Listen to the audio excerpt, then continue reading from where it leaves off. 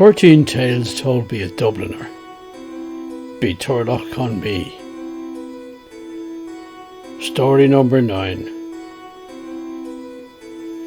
A Life on the Run.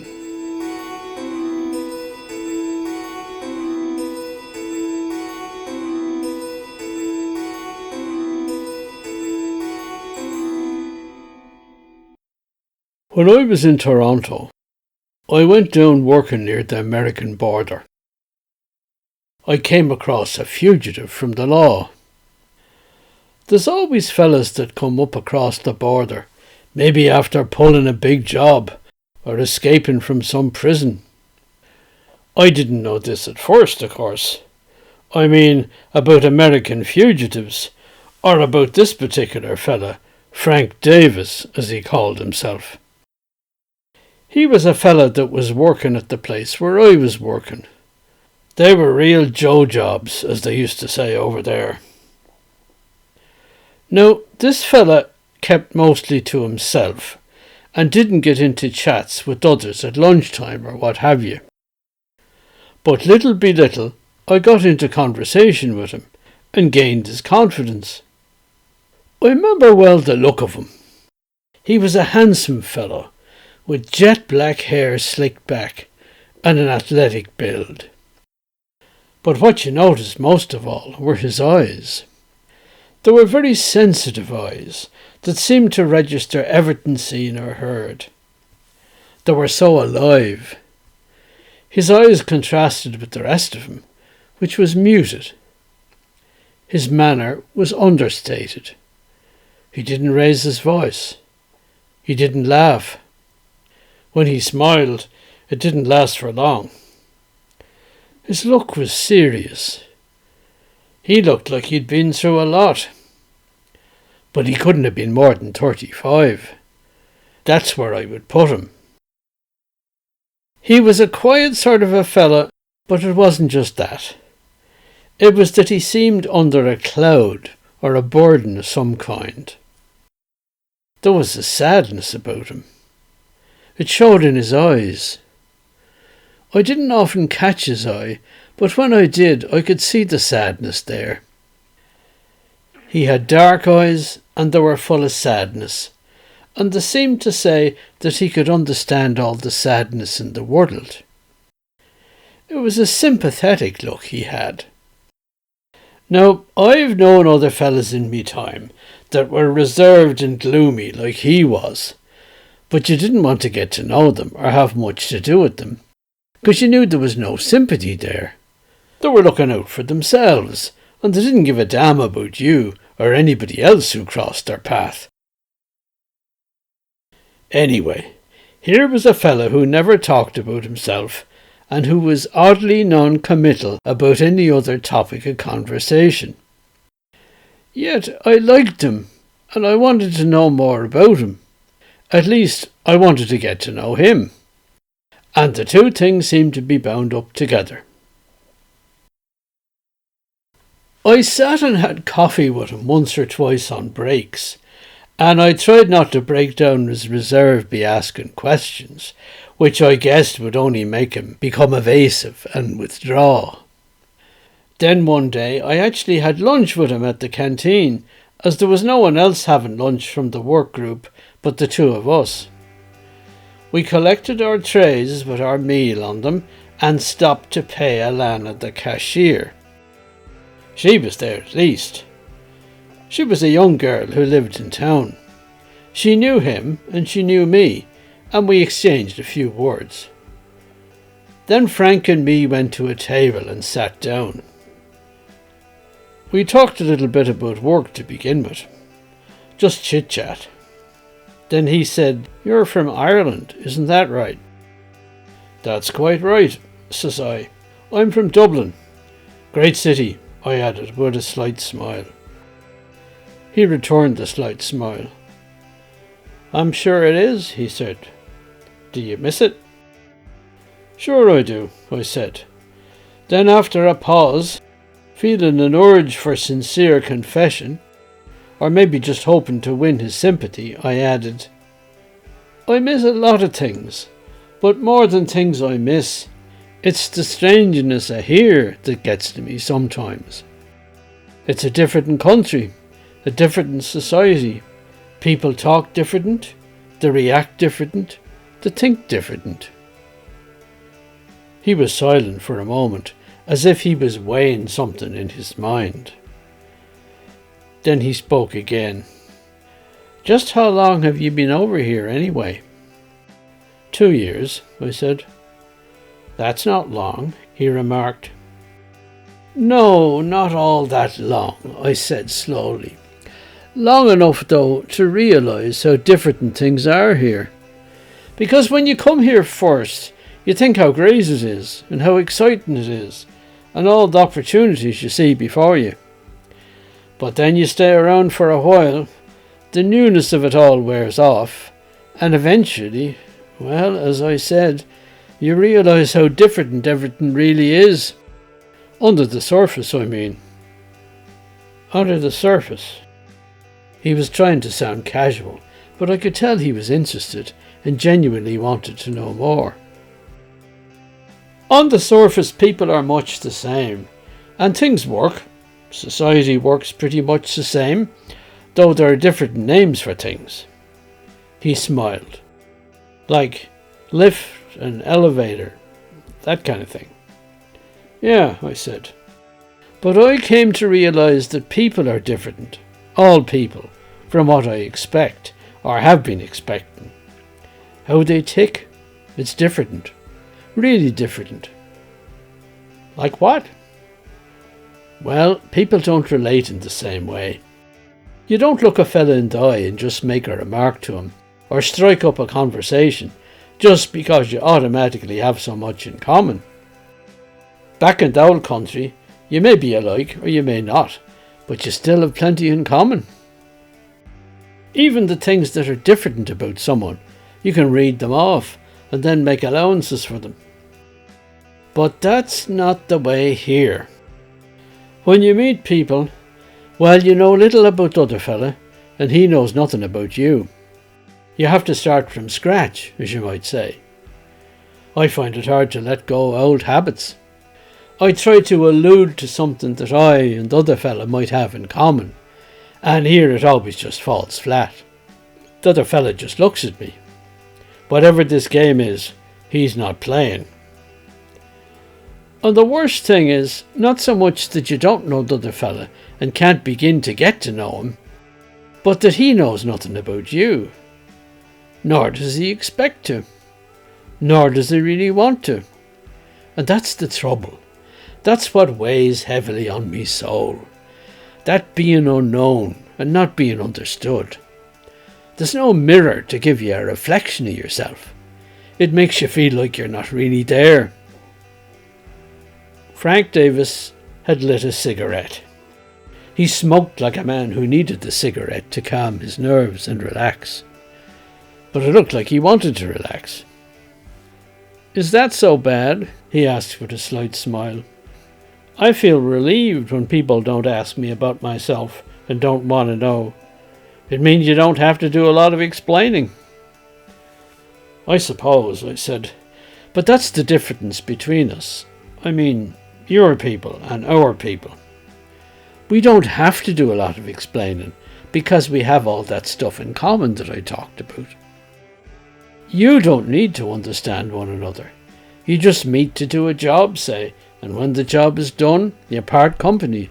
You take the high road and I'll take the low road, and that's it. God, I wonder that you don't feel lonely. Who? All you people over here. He drew on the cigarette. Well, don't be too sure. We get lonely sometimes too. I suppose it helps if you have a family. Yeah. Another drag on the cigarette, eyes averted. No, I wouldn't ask him. Anyway, I haven't made much in the way of friends over here in the 2 years I've been. It's good to meet another lad from the old country once in a while. Not that you feel patriotic or anything like that. It's just an encounter for a change that doesn't end in nothingness, like driving down a dead end. So that's what it's like when you talk to people here, he said, smoking more meditatively now. I nodded. Did you feel that about me? He asked gently. I was glad to pick this one up, and I did. Well, you're an American, just like some of the people around here, which is not much different from being a Canadian. And I'm not, of course. Mind you, there is something different again about you, something that sets you apart. A faint shadow of suspicion or wariness crept into his eyes when I said this. Yeah, he said with a feigned light tone. Different, eh? How am I different? Well, maybe you're just like everyone else here in that regard, and it seems strange to me. Americans are always pulling up sticks and moving somewhere else. Not all of yous, but a lot of yous.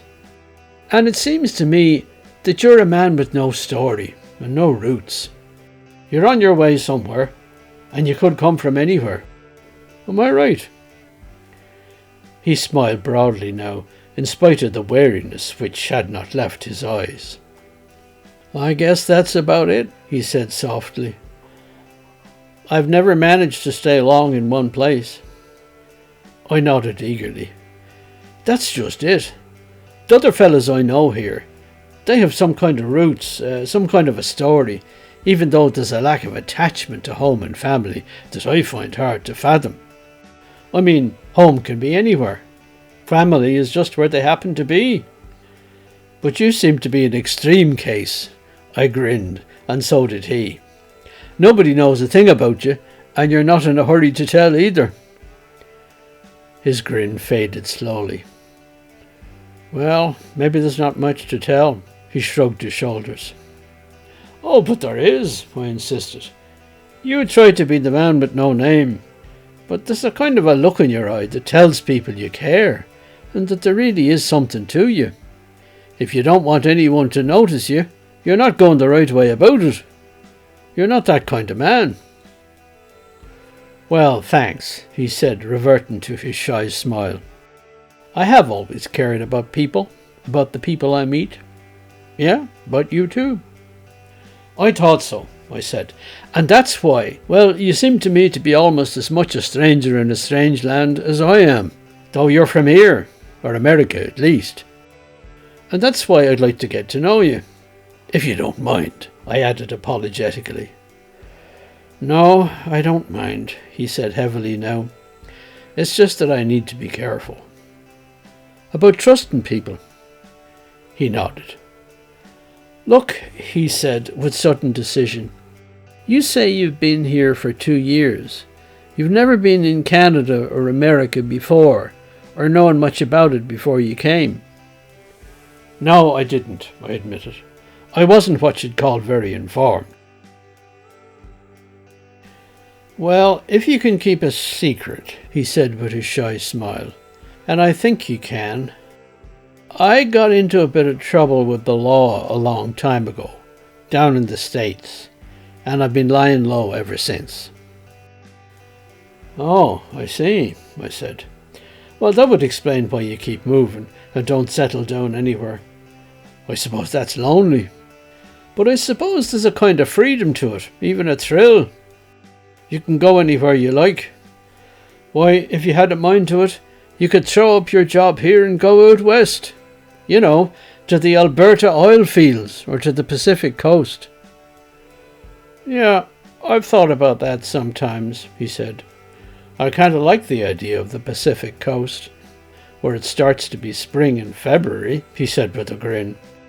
These Canadian winters can be hard on me, though I'm used to it all by now. And it's not much worse than Chicago in the winter time. I don't think I'll stay up in Canada, though.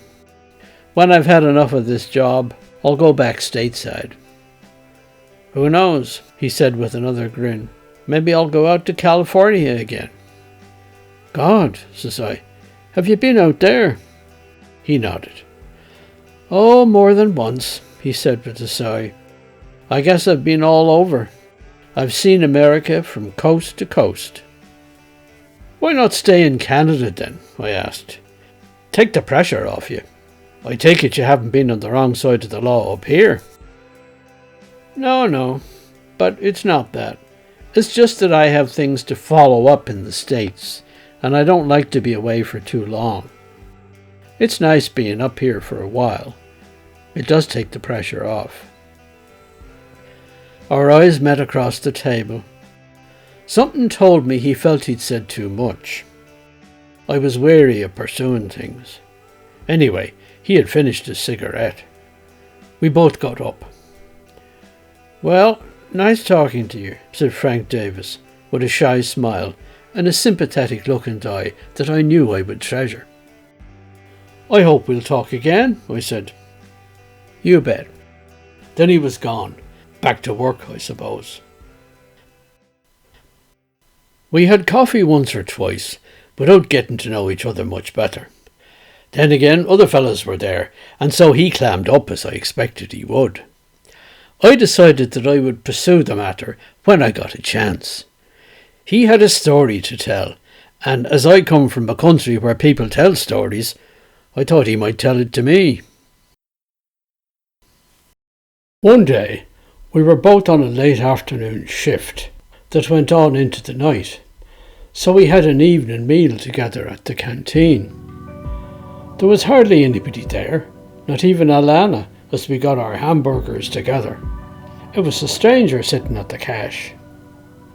No Alana this time, I said to him as we walked down the canteen. No, he said as we sat down at a table. She doesn't work nights, only during the day. I looked at him inquiringly.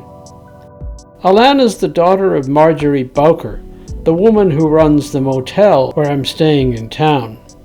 Sometimes Alana helps out behind the desk at the motel too. Oh, I see, I said. Well, he said, how are you getting on? Got to know anybody since we talked last? I shook my head. Not really, except you. We both smiled at that. I went on, it's like I was telling you. You get to know fellas, and you don't really know them after all, and you can be as sure as shooting that they don't know you. He nodded sympathetically. No, you never get to know anyone here, I said.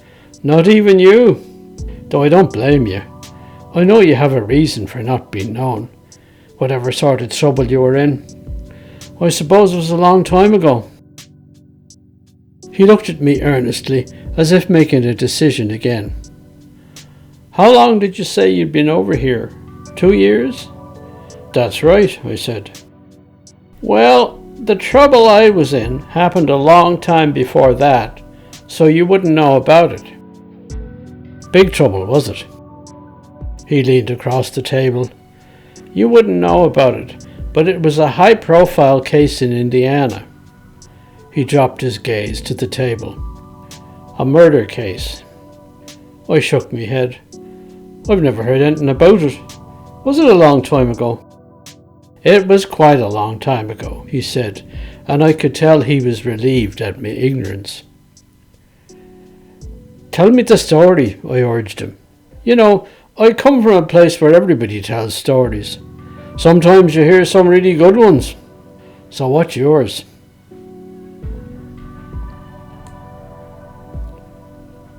He looked down for a while. Then he began to talk quietly, as if to no one in particular. In a town in Indiana, there was a doctor, a pediatrician, and his wife. They were in their early 30s, and they had no children yet. They were actually quarreling a lot about this because he wanted children and even suggested adopting, but she didn't want to hear of it. In the meantime, she had started drinking. The neighbors knew all about this. Then one night the doctor came home and went in and found his wife dead. She had been murdered. Just before he went in, he had seen a man running from the house. But afterwards, the doctor was framed for his wife's murder. A court sentenced him to death. There was a silence. Go on, I said. feeling he had not the strength to tell much more. While he was being taken by train to the state prison to be executed, something happened, a train derailment, and somehow he escaped. After that, police forces were looking for him everywhere. There was a police lieutenant who had worked on the case, and for years he pursued the man all over America, but he never quite caught up with him. He looked me in the eye, willing me to share his whole secret. I was that man, the man I had been telling you about. "So you're a doctor," I said. He nodded. Was, I guess. "God, when did all this happen?" I asked. "It was in 1962, he said. "But wait a minute," I gasped. "That was 30 years ago. You mean you've been on the run since then?" "Yes, I have," he said softly. "I've learned a lot on the way, like when you can trust someone." I nodded quickly. "But how can that be?" I asked him. "You look like a man in your early 30s, or mid-30s at most. You're not old. You're not that old." "I'm afraid I am," he said heavily. "I just turned 60 this year." He chuckled at me, astonished look. "Soon I'll be able to retire, if anyone believed me. But I wouldn't dare, of course." "Why don't you turn yourself in?" I asked suddenly. "You know there's no more capital punishment, or not much of it. At most they'd put you in jail." "Then I wouldn't be able to do anything. I'd lose whatever chance I have to prove my innocence. You see, I've been looking for that man I saw running away from the house ever since." "And have you found him?" "More than once, but he always managed to get ahead of me again.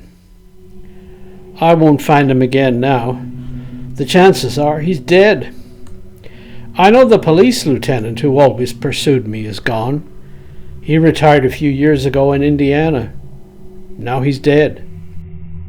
They don't have anyone like that working on the case anymore. Judge, jury, lawyers, police, all of them that were involved are dead or old now." "I can't believe you're 60, I said. "Don't you feel like quitting? Like settling down somewhere? They've all forgotten you or given up, it seems." He shook his head. "No, it's all still on the books. The old wanted posters are still out there, faded, gathering dust, in police stations and post offices, with a picture of me and interstate flight. There's no statute of limitations on murder. But don't you see, in all these years I've had a life full of experiences I never had as a small-town doctor. You know, I was in Korea as a medic, and it was all new like that, but then it was over. That was war. I didn't want to go, but I had to, and then I really appreciated it. I still remember it." His voice was hushed, remembering it all. Then he looked up. "You've never known war, have you? What about in Ireland?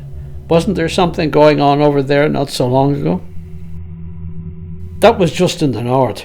I'm from Dublin. No, I don't know anything about war." "Well, it changes you. Changes you utterly. You're just thrown in among all this chaos and danger. You didn't choose to go. I was drafted by the end of medical school. You're just trying to keep alive there. And you didn't choose to go. That's the most important thing about it. It's like being sent to hell. There's no way out, and you decide to make the best of it. Do you understand what that's like?" We were thrown into the thick of it pretty quickly. I was a medic, a non-combatant, but still I was getting shot at like the rest of the unit. I saw some terrible injuries, gunshot wounds, hand grenades, landmines, you name it. I did what I could for guys, but often enough they just didn't make it. By the end of my tour of duty, I was starting to make sense of treating wounds. But then it was too late. Anyway, the casualties were usually quite heavy. The two sides were very close to one another, which meant that there was sniper fire to deal with, and of course grenades being lobbed across. I don't know what it was like on the other side for those North Koreans and Red Chinese. They must have had a rough time of it too. I think we were better equipped. We were certainly better fed.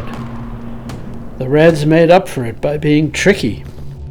They were like a guerrilla army in some ways. They were always sniping from foxholes, even at night. They would lie low when we advanced, and then suddenly there would be an ambush when we'd be caught in rifle or machine gun fire. They were tricky, like I said. They knew the medics went out for the wounded between the lines. They even knew the word medic after a while, because they heard wounded guys calling for a medic from where they lay between the lines. Especially at night, one of them might start to shout, "Medic!" and another would take it up somewhere else. Medic is what you'd hear coming across to you in the dark. Sometimes guys went out to get the wounded man, and there was no wounded man, but they were gunned down, or a grenade landed among them and blew them to pieces. That's how close it was sometimes. You had to guess when there was really a wounded man out there, or whether it was a Red waiting to kill you. You got used to guys you knew getting killed or maimed or wounded. You think of how terrible it was. A guy you knew and had just shared a coffee break with or something, and here he was lying covered in blood, and you had to figure out what to do for him while he was yelling or groaning. Sometimes you caught his eye while you were doing it. Or you caught the eye of a soldier who was helping you with the stretcher, or covering for you under fire. You understood something at that moment, that you both knew what you were up against. And you know what? It felt great. I tell you, it felt great. I've never felt so good as when I was out there trying to save someone, whether I could or not. It felt glorious. I never felt like that afterwards as a civilian doctor. You know, I helped people. I did a lot for kids. I was a pediatrician afterwards, like I told you. It felt good to do something for them, to be thanked by the parents afterwards. But it was just nothing like being out in Korea. Can you understand that? Nobody else could who wasn't in Korea. You were just so alive. You felt you could do anything. On the other hand, you could be cut down at any moment by a sniper's bullet. It was the risk, the fight, that narrow space between life and death. I was alive, and I never asked for that. I only went because I was drafted, and the army said, "You go there." When I saw what it was like, and what I was expected to do, I was horrified. But there was no choice. It was just do or die. And so you did. I took the ball and ran with it. It was nothing like I'd ever been prepared for, and I thought that kind of life would never come my way again. The trouble is that you can't undo what's happened, all you've been through. Little do you know that anything afterwards is going to be an anticlimax. It has to be, but you don't realize it at the time. Anyway, when my tour of duty was over, I was just glad to get home in one piece. It seemed like a chapter of my life that was now closed and would never open again. The Korean War was over. Not that it did us much good, or the Koreans on either side of the DMZ. But it was over. So I went back to normal life. But listen, you don't realize how much it has scarred you, marked you, branded you. Then years later, something bad happens, like being accused of murder and sent to wait for the executioner on death row. It's like war again. All these years you've just been waiting for the other shoe to drop. And it does. Oh God, it does. When I escaped from that train wreckage, I knew I had been given a chance to survive. It was up to me to take it and run with it, and I did. The way I made sense of it was to tell myself I was back in Korea. I'd screwed things up and I'd been sent back. And I'm still in Korea. It's my Korea. I've learned to take care of myself. I've been in fights. I've survived accidents. I've learned how to lay low and stay low and keep moving. That's what's kept me young. I haven't had time to grow old. Being on the run, always one step ahead of the law, means I tread lightly, means I don't grow old like other men. In the end, I've got to like this life. It's the life I've made, and I'll keep on this way, forever young. He smiled shyly. I do dye my hair, by the way. It's not naturally black.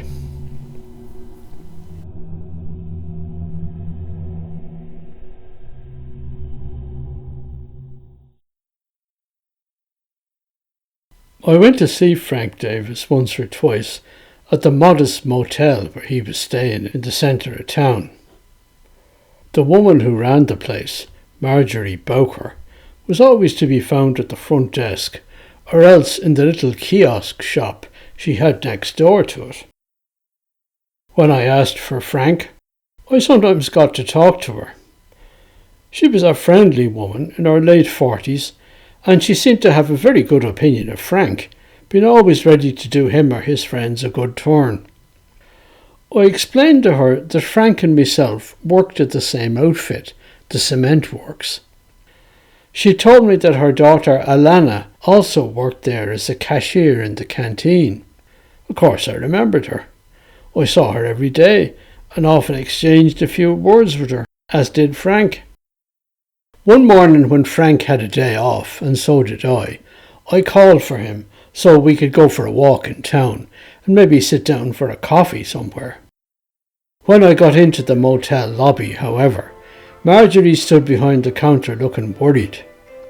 I went over to her and I said I wanted Frank. Listen, she blurted out, I just got a call from Alana at the canteen over at the cement works. It seems that there's a whole lot of OPP over there, looking around the place. They seem to be looking for Frank. Frank Davis? My God, why? One of the workmen talked to Alana at the canteen, she said, her voice shaking a bit. He said that one of the guys he knew had seen a photograph posted on an American TV show about wanted criminals, and it looked just like Frank Davis. There was a reward outstanding too, so he decided to tell the OPP. Now they're over there. Frank isn't at work today, is he? No, he's here in his room, I suppose, so I came to get him. Look, if Frank is in some kind of trouble, I'd like to help him. Do you know anything about this? Well, he has told me that he had a run-in with the law years ago. It seems he was able to escape then. And so he's been keeping ahead of the posse ever since, is that it? Seems so. God. He's a good guy, Marjorie. I know he's a good guy. Yeah, he's a good guy. Look, he needs to get out of town. How do we get him out of town before the OPP are over here too? Well, let's see, she said, looking at some papers behind her reception desk. There's a Greyhound bus leaving here at 11:55. That's just in half an hour's time. He could get on that. How do we get him to the bus station? Oh, he doesn't need to. The bus comes from there, and then it stops here just in front of the motel and the shops and the post office. There's a stop just outside the door. It always picks up a few people there. He can get a ticket from the driver. Okay, I said, I'll go down to his room and get him. I'll tell him to get ready. Meantime, I'll phone you from there and ask if the coast is still clear. Then I'll bring him out front. He can pay his bill, whatever he owes you, and then get on the bus. How's that?" "Okay," said Marjorie. "He's in room 34. You know where that is. But better hurry." So I went down to his room as fast as I could and knocked. "Who is it?" I heard him ask warily from inside. "It's me," I said. He opened the door and I went in. I took a deep breath before I talked to him. He looked at me, immediately sensing that there was something wrong. "Listen, Frank," I said. "Marjorie out front had a phone call from Alana at the coffee shop at the works. She said the OPP, the Ontario Police, were there and they were looking for you." "How could that be?" he asked, taken aback. "How do they know about me?" "It seems somebody saw a photograph of you on some American TV show and recognized you. There was a reward, so they called the cops. The cops have obviously come to check it out." "Okay," he said shortly. "That means I'll have to go, fast, because when they find out I'm not at work today, they'll ask where I live and they'll get this address. I'll pack up quickly. There's a way out the back. How do I get to the bus station?" "You don't need to," Marjorie says. "There's a Greyhound leaving for Toronto at 11:55. But it has a stop just outside the door of the motel because it's in the middle of town. So you just have to walk out of here. I know it's a bit of a risk because you're out on the street and could be seen, but it seems to be the best way." He nodded. "Okay," he said again. "I'll get packed." He went around the room putting things into his battered leather suitcase. I noticed it wasn't completely unpacked anyway. Then he went into the bathroom and got some things there and put them in the suitcase's inside compartments. He got his coat out from the wardrobe. He looked in the mirror and straightened his tie. He looked at his watch. "It's 11:45, he said. "That gives us 10 more minutes before the bus comes. What does Marjorie suggest we do?" "Well, I said I'd call her from your room phone here and tell her when you're ready. If she sees that everything is okay out front, she'll tell me and we can go." "Okay," he said. I dialed reception. "Marjorie," I said, "he's ready. How does it look right now?" "It's okay," she said. "The coast's clear. No cops have come around, and I see none out on the street. So let him come now." I hung up. "All okay," I told him. "Let's go." He picked up his suitcase and we left the room. We walked through the empty hallways towards the front of the house. I looked at Frank as we walked. He was bareheaded as usual, and he was wearing a beige raincoat. It seemed a bit flimsy for the Ontario winter, but I suppose he had to travel light. We walked onwards. It seemed like an eternity to me. I guess I was just very nervous. I started to think that we were in a complete labyrinth of hallways and we might lose our way and never get out. But finally, we were walking through that door into the lobby. I went first and he followed afterwards. Marjorie was standing out there. She saw us and beckoned. He walked over to her at the desk. "Thanks for everything, Marjorie," he said quietly with a trace of sadness, and got out his wallet. "This should cover my bill." He put some banknotes on the counter. "Have you got enough money to get by?" she asked. "Yes," he said. "I'm fine." She took the money and looked at him, her eyes brimming with tears now. Then she came out from behind the counter, walked across the lobby, opened the front door and looked out. Under the overhanging roof at the front of the motel, there was already a number of people gathered. Some of them had luggage and must be waiting on the bus. Frank merged into their midst. I stayed out there. Marjorie went back inside. After a few minutes, which seemed like an eternity again, the Greyhound bus lumbered around the corner and pulled up at the curb.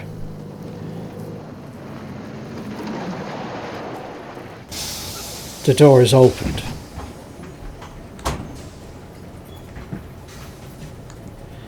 "Good luck, Frank," I told him, and we shook hands. "You too," he said, "and thanks for everything. You take care now."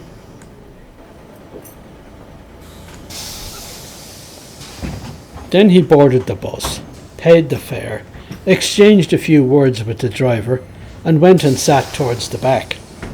He got a window seat. The motor of the bus revved. He looked out the window and waved. I'll never forget that look in his eyes and the shy smile. And then he was gone. The bus pulled out into traffic and headed for the highway. It was one of those goodbyes I'd got used to over here.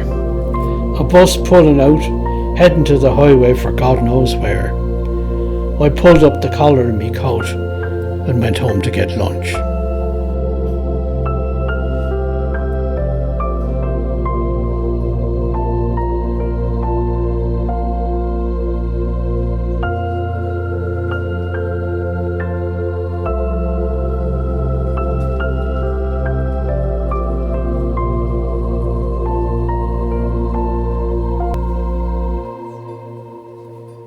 Later in the day, I made my way back to the motel, went into the lobby and noticed that Alana and Marjorie were both there. They were behind the front desk, talking quietly. I went over to them. I looked around at the lobby. It was empty. "Well," I asked in an undertone, "did they come?" Marjorie nodded.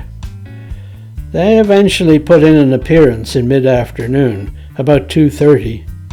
Then it was much too late." She smiled slightly. "What did you tell them?" I asked her. "I told him he had been staying here, but that he checked out this morning. He said he had another job somewhere and was leaving town." That seemed to be enough for them. They knew they'd lost the trail. "Oh, and they showed me a photograph of him they had." She took a puff on a cigarette she had lit.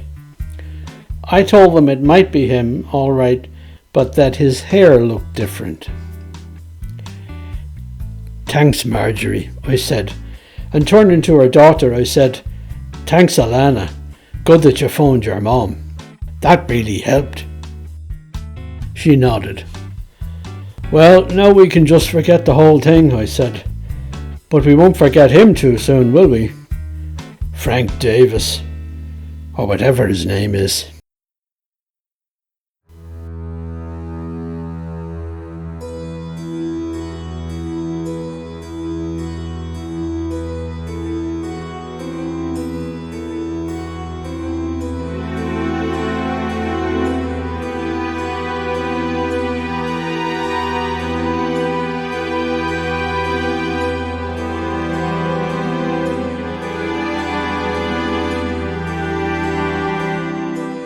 You've been listening to A Life on the Run by Turlough Conmee from 13 Tales Told by a Dubliner. If you've enjoyed the story, don't forget to like, subscribe, share and comment. And so, until next time.